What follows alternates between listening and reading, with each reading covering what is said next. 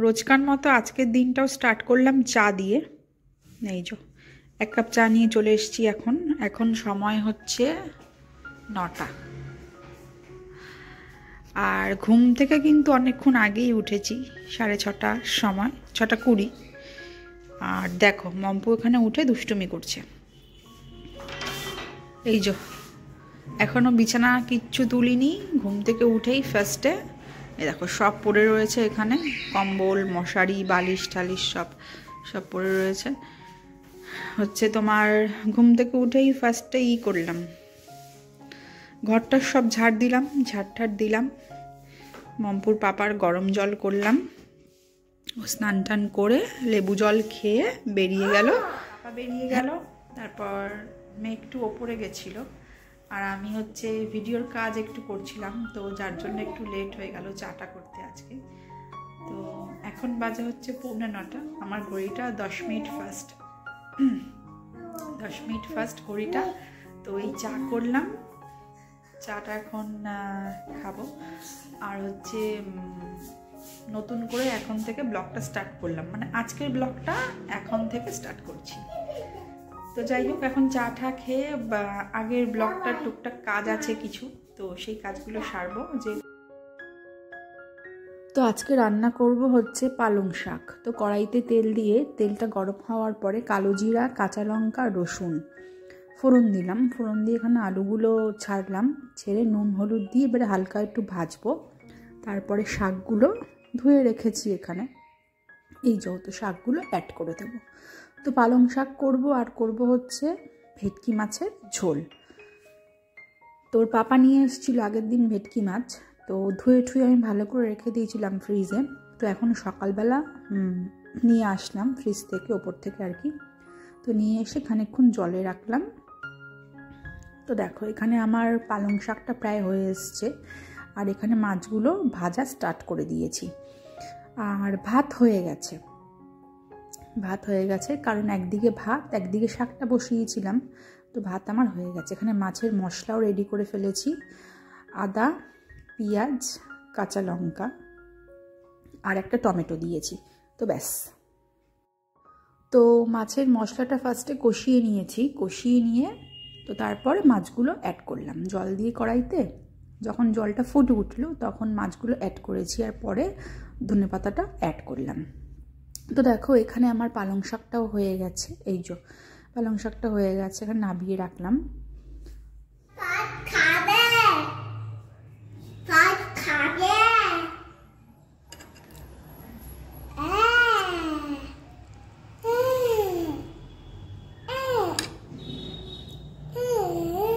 তো মেয়েকে সকালে ভাত খাইয়ে দিয়েছি, ভাত খাইয়ে দিয়ে সকালে ডিম দিয়ে খেয়েছে। আর এখন ওর মাছটা একটু ভাজবো।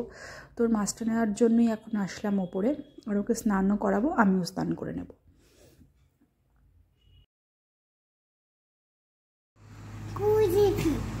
আচ্ছা, আজকে মম্পুর লাঞ্চে কি আছে? মাছ ভাত বাতার দিয়ে, তাই তো মম্বুরি? চলো চলো চলো বসো, আমরা খেয়ে নি বসো।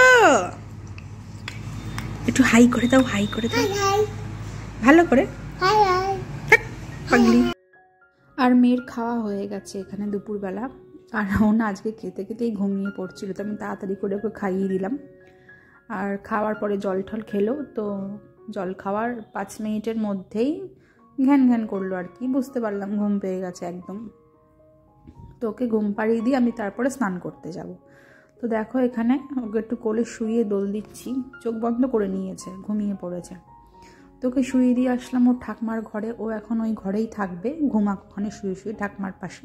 ঠাকমার তো স্নান হয়ে গেছে, ঠাকুর দেওয়া হয়ে গেছে, সকালের খাওয়ারও খাওয়া হয়ে গেছে। তো যাই হোক উনি এখন শুয়ে থাকবেন, তো ওনার পাশে ওকে রেখে এসেছি। আর এবার আমি স্নান করে নেব, জামা কাপড় আছে কিছু ছাদে মেলে, তো তারপর স্নান করে নেব। তো যাই হোক, তো দেখো আগের দিন আমার এক বন্ধু আমাকে কমেন্ট করেছে যে তুমি এক জায়গায় শাশুড়ির সাথে রান্না করো না, এক জায়গায় খাও না। তো আমাকে এই কমেন্টটা করেছে। তো দেখো, যারা আমার ভিডিও আগে দেখেছো তারা অবশ্যই জানো যে আগে আমরা একসাথেই থাকতাম, কিন্তু একটা সময়ের পর তো আমার শাশুড়ি আমাকে বলতে কি, তো একদিন দেখো কথা কাটাকাটি হয়েছিল, তো ঝগড়াই বলতে পারো, হালকা ঝগড়ার মতো হয়েছিল। তো যেটা সব সংসারেই হয়ে থাকে, এক সংসারে থাকতে গেলে এসব হবেই। আমার বাবা মার সাথেও আমার হয়েছে কথা কাটাকাটি, মানে ওনা কিছু বলল, তো তার পরিপ্রেক্ষিতে হয়তো আমি দুটো কথা বললাম। তো যাই হোক, এটা আমাদের নিজেদের বাপ মার সাথেও হয়ে থাকে, আর শ্বশুরবাড়িতে আসার পর শাশুড়ির সাথেও টুকটাক হয়ে থাকে, এটা এমন কিছু ব্যাপার না। তো যাই হোক, তো এই হলো ব্যাপার। তো ওনার সাথে আমার একটা জায়গায় মতের মিল খাইনি, কথা কাটাকাটি হয়েছিল, ঝগড়াও হয়েছিল হালকা। তো যাই হোক, তো উনি আমাকে বলেছিলেন যে আমাদের সাথে আর খাবেন না। তো আমি এরপরেও দুদিন বলেছি যে একসাথে রান্না করি, একসাথে খাই। আসলে ওনার একটু পায়ের সমস্যা, হাঁটুতে ব্যথা। তো যাই হোক, আমি বলেছিলাম যে একসাথেই খাই, কাল থেকে চলো একসাথেই রান্না করি। তো বললো যে না, তুমি তোমারটা করে নাও, আমি আমারটা করে নেব। তো যাই হোক, আমার বলার দায়িত্ব আমি বলেছি। তো এবারে যদি উনি রাজি না হয়ে থাকেন, তাতে আমার তো আর কিছু করার নেই। আজকে আমার মার সাথেও যদি আমি এক জায়গায় থাকতাম, যদি আমার মায়ের সাথে আমার মতের মিল না হতো, ধরো এই নিয়ে দুটো কথা কাটাকাটি হতো কিংবা হালকা ঝগড়া মতো হতো, তো আমি আমার মাকেও বলতাম সেম একই কথা, যে আলাদা কেন খাবো, একসাথেই রান্না করি, একসাথেই আমরা খাবো। তো তাই ওনাকেও সেরমভাবেই বলেছি। আর আমি ওনাকে প্রথম থেকে সেরমভাবেই দেখে আসি, সেরকম চোখেই দেখে আসি, যে এমন না যে আমার শাশুড়ি বলে ওনাকে ভালোবাসি না। তো আমার মাকে যেরকম ভালোবাসি, ওনাকেও সেরকম ভালোবেসে এসেছি। কিন্তু উনিও আমাকে ভালোবাসতেন না, মিথ্যা কথা বলবো না, এখনও হয়তো ভালোবাসেন। কিন্তু ওই হয় না, দেখবে আশেপাশে মানে কয়েকটা মানুষ থাকে, তারা অন্যের সংসারের ভালো উন্নতি কখনোই দেখতে পারে না। তো সেরকমই একজনের জন্যই আজকে আমাদের সংসারটা এরকম ছিন্ন ভিন্ন হয়ে গেল। তো এই হলো ব্যাপার। তো ওনাকে বলেছিলাম, কিন্তু উনি রাজি হননি। তারপর থেকে আমি আমার মতো করি, উনি ওনার মতো করে। তবে ভালো মন্দ কিছু রান্না হলো ওনাকে দিয়ে আসি, আর উনিও আমাকে দেন। তো যাই হোক, এই হলো ব্যাপার। তো যেই বন্ধুটা আমাকে কমেন্ট করেছিল না যে একসাথে রান্না করো না কেন, একসাথে খাও না কেন, তো তাকেই আমি এই উত্তরটা দিলাম।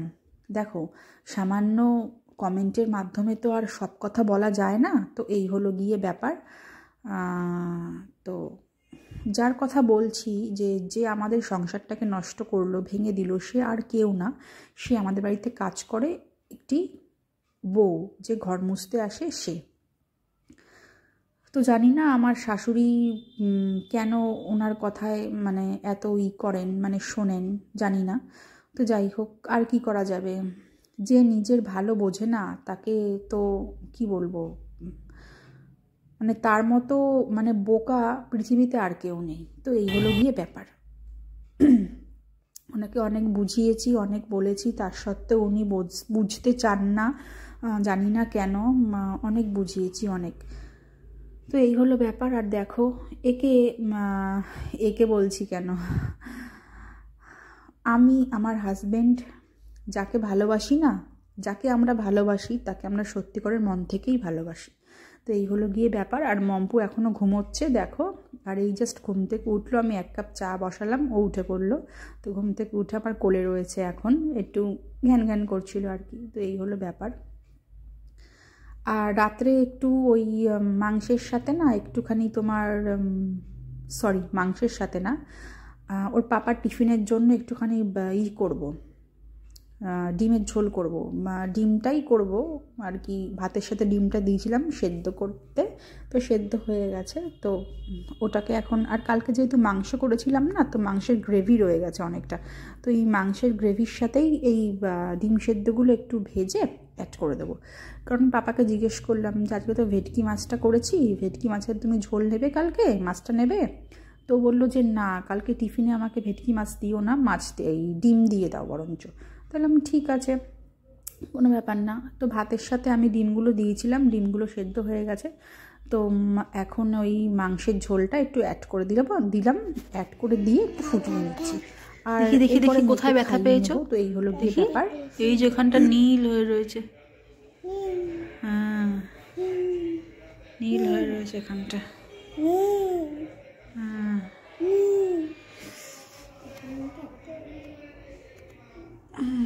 ওঠো, উঠে বসো, এখানে বসো, ওঠো। এলিফ্যান্ট রাখো। হ্যাঁ, বসো, চল খেয়ে নাও এবারে। তো বন্ধুরা, যদি ভিডিওটায় কিছু ভালো লেগে থাকে তাহলে অবশ্যই একটা লাইক করে দিও, আর চ্যানেলটা সাবস্ক্রাইব করে আমাদের চ্যানেলের পাশে থেকো। তাহলে আজকের ভিডিওটা আমি এখানেই শেষ করছি। আবার দেখা হবে কাল নতুন একটা ভিডিওর সাথে। অতক্ষণ তোমরা ভালো থেকো, বাড়ির সকলের খেয়াল রেখো। Tata, good night.